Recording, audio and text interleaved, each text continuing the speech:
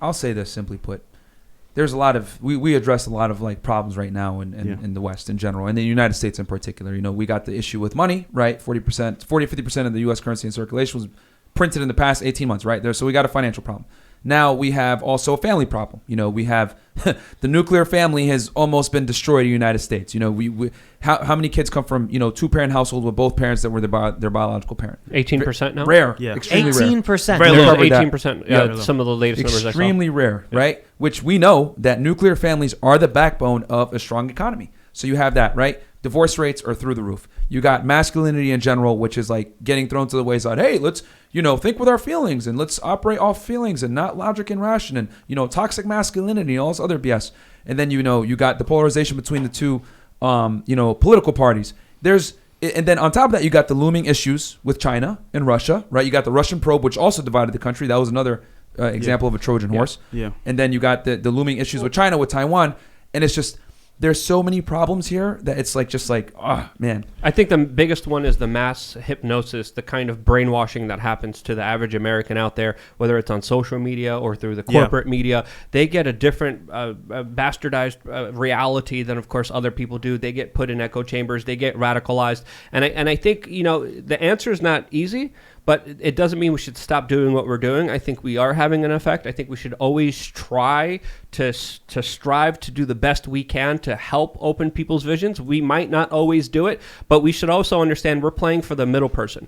We're not playing for Antifa. We're not playing someone who's totally radicalized and totally insane and crazy. We're playing for the person, the average person, the majority of people who are sitting back and watching what's going on, because those people are the ones historically that do make the big decisions, that do create the situations that do change societies. It's the people in the middle who don't want to get involved that actually end up doing the most, and that's why we got to play to them. That's why we got to be fair. And then I think we shouldn't break the rules like they break the rules. Bro, from my perspective. I certainly think, you know, all the points you brought up are hitting the nail on the head with the hammer. I mean, kids not being born to 2-parent homes.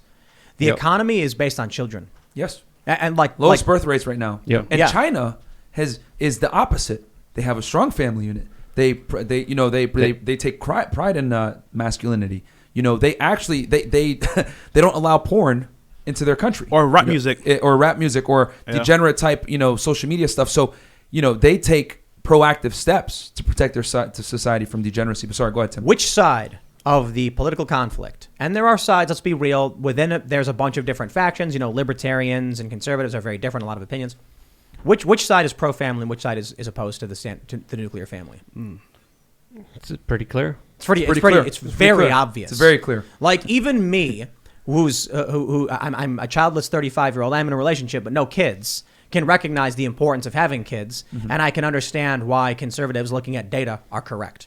Then you get Black Lives Matter. They say they want to disrupt the nuclear family. Then you get the left, which is very much tearing down cultural traditions. Roles. And it's like, I'll be the first to say a lot of traditions are dumb and bad and we should do away with them. And some of them are good and we should keep them. You don't just, you know, burn everything to the ground. But it's very clearly left and right. And that being said, to address what you're saying, Luke, there's no middle ground. There's none. Look at this on the screen. I'm not saying there's middle ground. I'm saying there's people in the middle who don't want to get involved that are watching. And those are the people we should play to. I'm not saying... Well, let's clarify that. Almost nobody is in whatever can be perceived to be as a middle. What we have right here is Joe Biden's job approval, according to Civics, with 141,000 responses. What you're seeing is party affiliation independent, 26% approval. If we go to Republican, obviously it's going to be in the gutter with 2% approval, 96% disapproval. And if you go to Democrat, it's 76% approval. But what does this show? It shows that Democrats overwhelmingly still approve of Biden. They're losing a lot of support. Disapproval is going up. But independents lean heavily towards where Republicans are. When you look at Pew's data on the political tribes, the group called the stressed sideliners, these are people who are not political, lean right politically. And the reason is we like watching offensive comedy. We like watching comedians and making jokes. We don't want to live under a boot. We like family. We like Christmas. We like the holidays. And we like having our money and not have it taken by taxes. I mean, that's true too. Yeah. You know, everyone. What do they say? Everyone's a conservative until everyone's liberal until their first paycheck. Exactly. And then all of a sudden they're like, wow, the government's taking. So my point is, there's obviously still some undecideds, the stressed sideliners or whatever, but even they lean right. And so the issue is, if we are a show where we don't say Kyle Rittenhouse is a hero. We defend him acting in self-defense. But we've not, like that's a big, conservative, right-wing, Trump supporter. A lot of those people outright say it. They say it in the chat. I respect their right to say it. I understand why they say it. For me, I'm like, it's a difficult situation of political conflict, and there's, it's a complicated situation. But Kyle Rittenhouse was certainly acting in self-defense and in the right. 100%. But anyone else that doesn't like it, it's the most clear-cut self-defense case I've ever seen in my life. But so here's my point, right? If you're talking about the regular people, then I can tell you a regular person's going to look at that and be like, self-defense. How do we know? Because the jury was a group of regular people who said not guilty across the board. But exclusively, like the entirety of the left, from leftists to the establishment, save Destiny, the streamer, they were all saying it was murder. They were lying about what he did. And so my point is, regular people they are thought aligned. He killed black people? That's right. You know what I'm saying? Like, it just goes to show, like, the gross lack of knowledge and awareness of people when they look at big cases like this. They don't look at the facts. They look at what someone put on Twitter, what someone thinks. Feelings and emotions. They don't look at the facts, and it's ridiculous. That's the quote-unquote left. And I'm saying the left feels before reals. It includes leftists and includes the establishment Democrats. But libertarians, independents, moderates, Republicans, traditional conservatives, religious conservatives, all knew the truth. They all knew the truth. Now, there's always going to be people on the right who are believing dumb, crazy conspiracy things too. My point is, the left is clearly in some kind of matrix. They believe they have their moral framework is, or I should say, lack thereof. They have none. They don't believe in the innocent until proven guilty. They fire people from jobs on accusations. They want people imprisoned on accusations. They burn buildings down when they don't get their way when it comes to this kind of stuff. Libertarians, moderates, independents, centrists, right-wingers, conservatives, they don't do any of that stuff. So when we come out here and we go on the show and we say something like, Kyle Rittenhouse acted in self-defense, jury said so, evidence shows it, 7 witnesses said it, then we're not going to convince anyone on the left ever that we are right. They're just going to say, you're racist. Yep. So my main point is, when it, bringing it back to the issue of family and everything, I think the divide is so extreme in this country. We call it a political divide. We call it polarization. I think that's wrong. I think it is a Grand Canyon. I do not believe there's going to be a way. Like even that guy Hawk Newsom, the Black Lives Matter guy in New York, who went to a Trump rally and they cheered for him and he said, I want, to make life better. And everyone's like, we do. Then he starts expressing his opinions on what will make life better. And all of a sudden you're like, bro, if you're saying you want to burn the Constitution, yeah, that's not going to happen, right? I'm never going to shake someone's hand in that capacity. Yeah. I don't think there's a way you get Antifa, Black Lives Matter, and then even regular Americans who like Christmas and family to shake hands and agree on how to move forward. I think family could be the solution, though. And, a lot of powerful people, when they want to enact change, if they do it intelligently, they have a process of doing it. They do it very slowly. They Generation. Two steps forwards, 1 step back. If you look at a lot of these kind of crazy leftists, they believe in the need not to have children in benefit of the environment. You look at a lot of them, they're incapable of reproducing because of their low testosterone efforts. They're incapable of producing because of choices they made with their bodies that have negatively impacted them, whether abortions or others. So a lot of people on the left can't and won't be having babies. A lot of people on the right will. A lot of people who do believe in family values will. So there might be an aspect to this of saying, if we all have families, we could teach them morals and principles and virtues that actually matter and transcend a lot of the hypocrisy, craziness, and nonsense when it comes to this larger depopulation agenda that the left is predominantly affected by and hurt by. And I'll say this too, the family is the backbone of a strong economy. You know what I'm saying?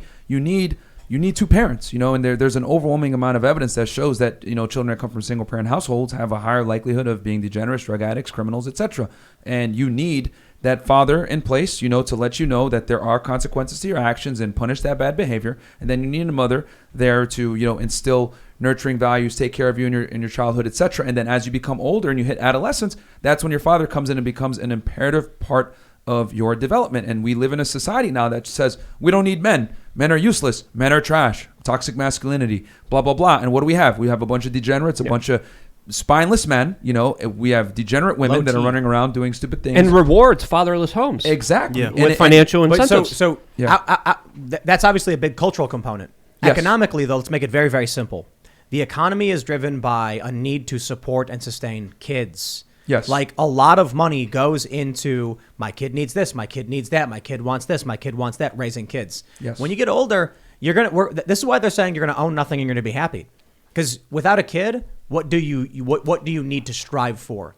It's the NFTs, human, the forced leather human boots beings, of agility and Warcraft. We're put on Earth to procreate. That's why we are here. We are here to have offspring. So, a huge human part of your fulfillment is not met if you don't have children. And, it's great that, on the right, they tend to swing more towards family, values, etc.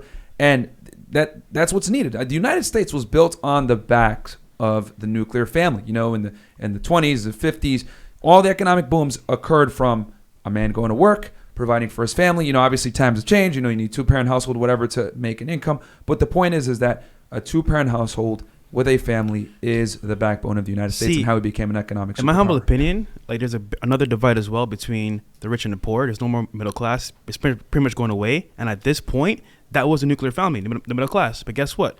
Taxes are going up, prices are going up, inflation, and there's either rich or poor. This is going to cause even more divide because now either the have-nots or the haves. Yep. That's my opinion. Yep. It's definitely a huge polarization. I agree. Yeah. I think if you look at where the left has gone, right? So the left of my youth is mostly considered right wing now, right? The former, but it's That's true. Like 10, 15 years ago, just look at Bernie Sanders. Yeah. He's far left. Look at his opinions from 2008 and you'd be like, wow, that's a Trump supporter. Yeah. Yep. Like across the board. We got to bring our factories back and you got to close the borders. And it's like, oh, okay, Trump. Yeah. But you look at where the left is today and they've overwhelmingly become, and it's almost the epitome of the 7 deadly sins, like personified. Like name one of the vices and they've got it. Envy, right? Angry. They're wrath-filled. They're prideful. They're lustful. They're greedy. And don't get me wrong, the right has this too. But my point is, I'm thinking about these comments on Twitter. I'm thinking about these articles that have been written by many left-wing activists where they're like, who cares about where this country goes? That's the core message of a lot of what they're saying. Who cares what happens to this country? Who cares what happens to humanity? It's blind because one thing, especially when it comes to the criminal justice system, we got crazy quotes running around here like, believe all women. Last time I checked, men and women fought for equality. Equality means you are the same. Therefore, you are capable of lying just like a man. And last time I checked, we live in a country where it's, guilty, right? It's innocent until proven guilty, not guilty until proven innocent. But if you're going to run around and say, believe all women, that's ridiculous. You know what I'm saying? We had Brett Kavanaugh a couple years ago testifying, right, under oath in front of everyone on some accusations that were not from 40 years ago that no one had proof of. And, he did this to me. And that her friends even denied it. Yeah, that her friends denied it. No witnesses, no nothing. But we got a guy that's going to be a Supreme Court justice, basically in a clown world, a clown circus, where he has to testify for his own innocence. Why? Because he's going to be a Supreme Court justice? I get it. He needs to be held to the highest standard of law. But at the same time, it's like, come with some facts before you're going to go ahead and make a crazy accusation. I'll put it this way. A lot of That's people. just one example. A lot of people like to say, it's unfair. You're taking the worst examples of the left, and the left does it to the right. And I'm like, okay, well, hold on a second. When we talk about like Eric Swalwell, right? He tweeted, we should ban people from flying. I'm not going to pretend that every Democrat wants that. But probably a lot of them don't agree with that. I'm not going to pretend that everyone on the left is take everyone's socialist guns. and they're liberal gun owners. They exist too. Yeah. But I will tell you that what is true, overwhelmingly, not absolutely, is that they believe in a fictitious reality. And then they believe in that fictitious reality that everyone on the right are truly the ones who live in the fictitious reality. But the truth is, Russiagate was a lie. Jussie Smollett was a lie. Yep. The Covington kids was a lie. The Kyle Rittenhouse story was a lie. Yep. Every day they are putting out lies. And I think what actually divides us is, are you in the matrix or are you outside of it? The Rittenhouse case was terrible. Like, it is so. If you watch that trial, it's clear cut. You know what I'm saying? Like they were trying to like mess this kid up, man. And everyone's running around. Oh no! Well, he killed black people. No, he didn't. The people he killed were Caucasian. They made it up. You know what I'm saying? But it's like they're just trying to do and say anything to get a reaction. They don't even look at the facts. They go off what their friend says on Twitter, what possible allegations are, and it's crazy because this country was founded upon due process, man.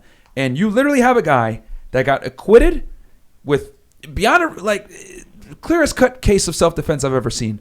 If that was tough, I am scared of the future.